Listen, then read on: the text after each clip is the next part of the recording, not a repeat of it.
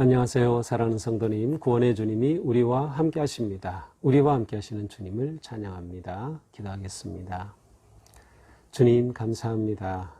언제나 우리의 힘이 되시는 주님, 또 우리의 구원자 되신 주님, 주님의 거룩하심을 찬양하며 의지합니다. 오늘 주님의 말씀을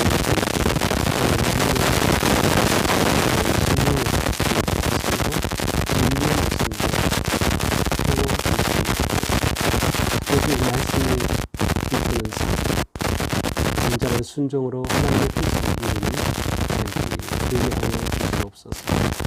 예수님 이름으로 기도합니다. 아멘.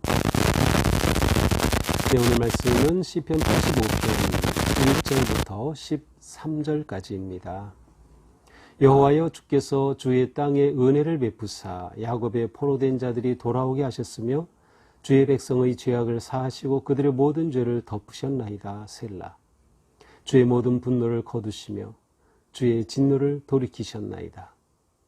우리 구원의 하나님이여, 우리를 돌이키시고 우리에게 향하신 주의 분노를 거두소서. 주께서 우리에게 영원히 노하시며 대대에 진노하시겠나이까?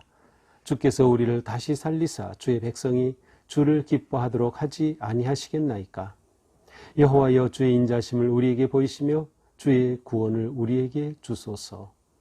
내가 하나님 여호와께서 하실 말씀을 들으리니 무릇 그의 백성, 그의 성도들에게 화평을 말씀하실 것이라. 그들은 다시 어리석은 대로 돌아가지 말지로다.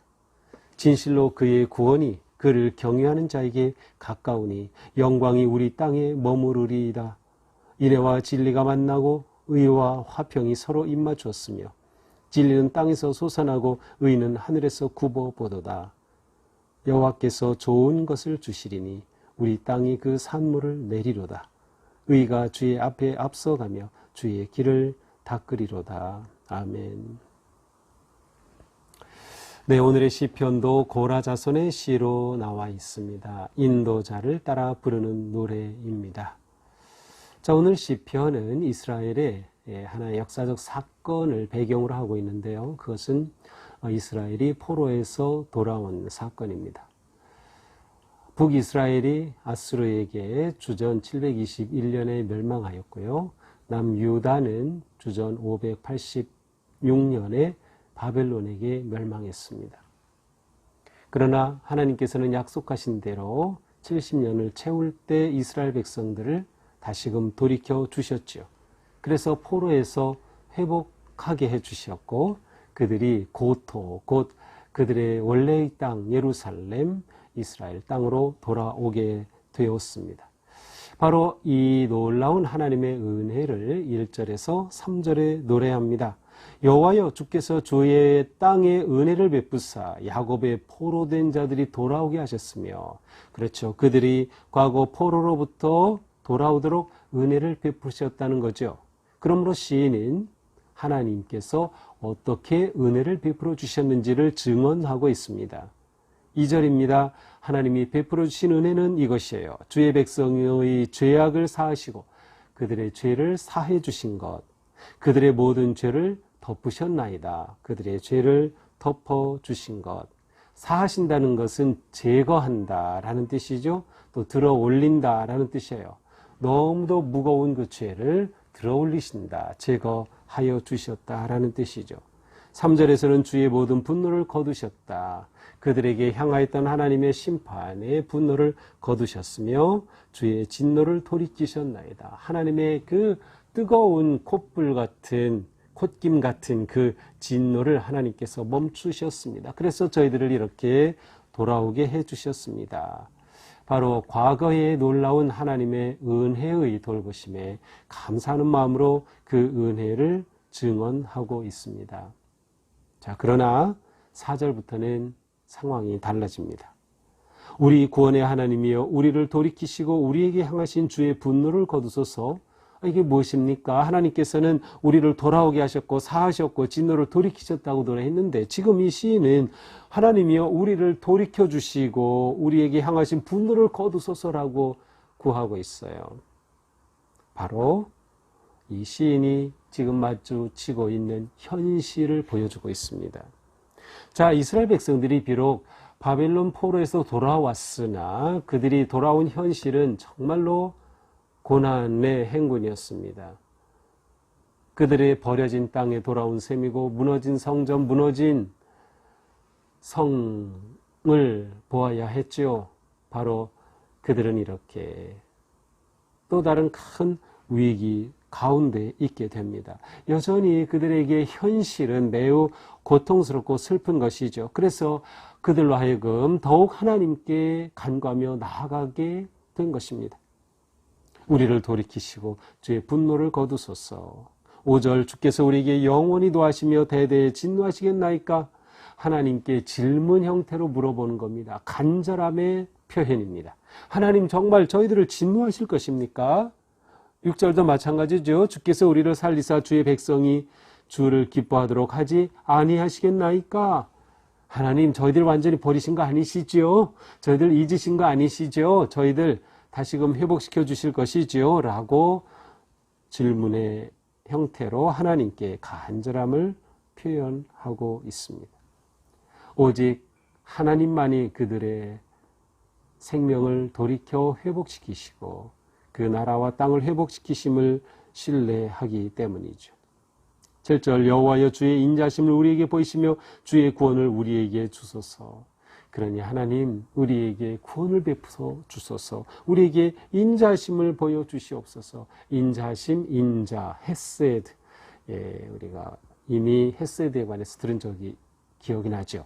헤세드, 하나님의 인자심이에요. 특별히 헤세드에는 변치 않는 사랑이 담겨 있습니다. 그러니 하나님께서 우리가 지금 이 어려운 현실 가운데 있습니다. 변치 않는 사랑으로 저희들을 사하여 주시고 회복시켜 주시고 저희들을 구하여 주소서라고 기도합니다. 그들은 더 깊은 회개의 길로 내려가고 있는 것이죠. 8절입니다. 내가 하나님 여호와께서 하실 말씀을 들으리니 무릇 그의 백성 그의 성도들에게 화평을 말씀하실 것이라. 그들은 다시 어리석은 대로 돌아가지 말지로다. 자, 여기서 주어가 다시 나로 바뀝니다. 앞에서는 우리라고 되어 있는데 여기서는 나입니다. 아마도 이것은 이스라엘을 대표하는 제사장이나 예언자와 같은 지도자가 부르는 그러한 기도요 시편으로 나타납니다. 내가 하나님 여호와께서 하실 말씀을 들으리니 제가 하나님이 주실 말씀을 듣겠습니다. 여기서 들으리니 미래형이죠. 그래서 무릇 그의 백성 그의 성도들에게 화평을 말씀하실 것이라 미래형이죠. 그러나 이것은 동시에 과거형으로도 번역이 가능합니다. 내가 여호와께서 하신 말씀을 들었다. 그의 백성 그의 성도들에게 화평을 말씀하셨다. 그러므로 그들은 다시 어리석은 대로 돌아가지 말지로다. 다시금 옛날처럼 그렇게 어리석은 길로 돌아가면 안 된다. 죄의 길로 돌아가지 말 것이다. 라고 선언합니다. 하나님의 말씀을 들었는데 놀랍게도 그 말씀은 심판이 아니라 화평이었어요. 그의 성도들에게 화평을 말씀하실 것이라. 하나님으로부터 들은 말씀의 내용은 화평, 샬롬이죠. 샬롬. 샬롬이 화평의 원래의 뜻은 모든 것이 제자리로 원위치 되어서 제 몫을 누리며 살아가는 것이 평화입니다. 자, 보통 전쟁이 일어나면 그들이 누리던 그 자리, 제자리가 다 흩어집니다. 죽어도 다 쫓겨나고 피난 가게 되고, 우크라이나처럼 말이죠. 그렇게 다 피난 가게 되고 모든 것이 뒤죽박죽 혼란이죠. 그런데 이 모든 것이 다 제자리를 찾는 것입니다. 제 역할을 하는 것이죠. 그것이 바로 샬롬의 의미예요. 바로 그렇게 회복시켜 주심을 기대하고 확신하는 것이죠.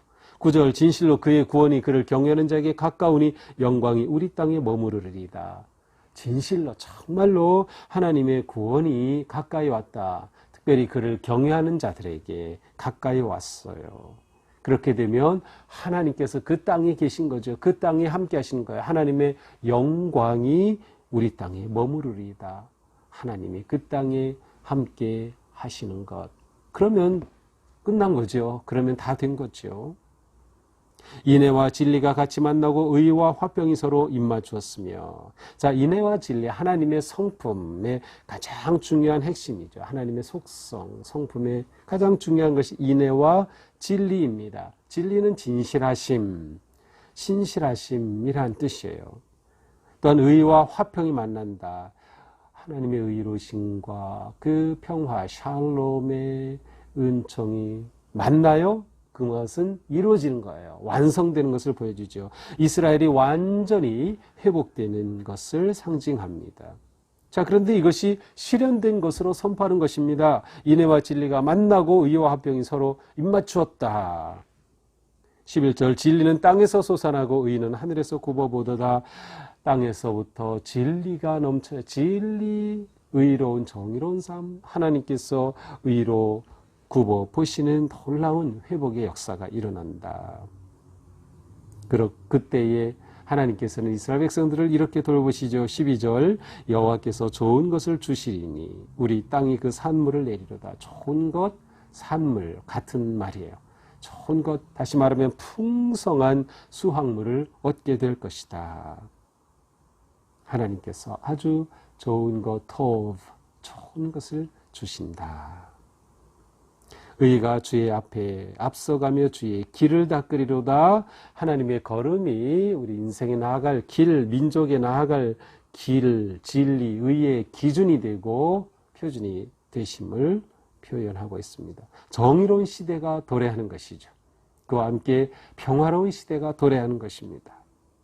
이것이 오늘 시편 85편의 말씀입니다. 자, 오늘 85편을 보면서 한 가지 주제를 생각해 봅니다. 그것은 오직 우리는 하나님의 인자심을 잡아야 한다는 것. 하나님의 인자심을 붙잡으라. 하나님의 헤세드를 붙잡아야 한다. 왜냐? 오직 하나님은 신실하신 분이시다.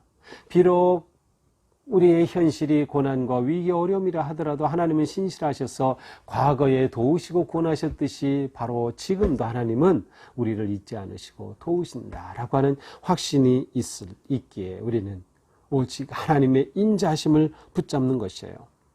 또한 오직 하나님께 구원이 있고 회복이 있고 생명의 길이 있기 때문입니다. 하나님의 은혜가 하나님의 약속하신 그 언약이 하나님 은혜 안에 이루어지는 거예요. 그래서 하나님 안에 진정한 구원과 회복이 있기에 우리는 오직 여호와의 하나님의 인자하심, 헤세드를 꽉 붙잡아야 한다. 하나님은 과거에도 인자하심을 보여주셨고 현재에 보여주시며 미래에도 보여주실 것을 끝까지 신뢰할 때 우리가 그렇게 하나님 앞에 설 때 하나님께서 우리를 잡아주시는 거죠. 그러므로 우리는 계속해서 하나님 앞에 구하고 하나님의 말씀을 듣고 돌이키고 하나님을 경외하며 다시 옛날로 돌아가지 말아야 하는 거예요. 죄를 떠난 삶, 회개한 삶, 진정한 의의 길을 걸어가야 하는 거죠. 그때 하나님의 신실하심이 우리 가운데 온전히 이루어짐을 우리는 믿기 때문입니다. 하나님께서 우리에게 다가오셔서 이루실 때 진정한 의와 평화의 나라가 세워진다. 곧 하나님의 나라가 우리 가운데 진정으로 시작이 되었고 그 나라가 세워져 간다라고 하는 것이죠. 우리는 이렇게 하나님의 은혜 안에서 하나님의 나라를 꿈꾸게 됩니다. 바로 지금 고난과 위기, 현실의 이 암흑 가운데서도 우리는 오직 하나님의 인자하심을 신뢰함으로 이처럼 놀라운 은혜와 승리의 길을 걷게 되는 것이죠. 오늘 하루 우리의 삶이 이처럼 하나님의 인자하심과 선하심과 의와 평화가 함께하는 그런 복된 삶 되기를 주님의 이름으로 축복합니다. 기도합시다. 하나님 감사합니다. 이스라엘 백성들은 포로에서 돌아왔을 때 그들이 마주한 극심한 고통과 현실 앞에서 하나님을 부르짖었고 찾았습니다. 하나님께서 그들과 함께 하심을 구하였습니다. 하나님이 그들을 다시 살리실 것을 구하였습니다. 주님, 바로 이것이 저희들 또한 어떤 상황에서도 오직 하나님의 인자하심, 하나님의 햇세대를 꽉 붙잡는 삶이 되게 하여 주시옵소서. 하나님의 은혜를 신뢰할 때 하나님께서 저희들 가운데 구원의 은혜를, 회복의 역사를, 생명의 길을 열어주심을 믿습니다. 하나님은 신실하시기에 우리를 버리지 않으시고 잡으심을 믿습니다. 우리 하나님 앞에 진심으로 회개하고 돌이키고 구하며 오직 하나님만 경외하는, 그리고 지나간 과거의 죄로 다시금 돌이키지 않는 진정한 믿음의 길로 인도하여 주시옵소서. 예수님 이름으로 기도합니다. 아멘. 네, 오늘도 하나님의 정의와 평화, 사랑과 의의 길을 따르는 그런 복된 삶 되기를 축복합니다. 사랑합니다.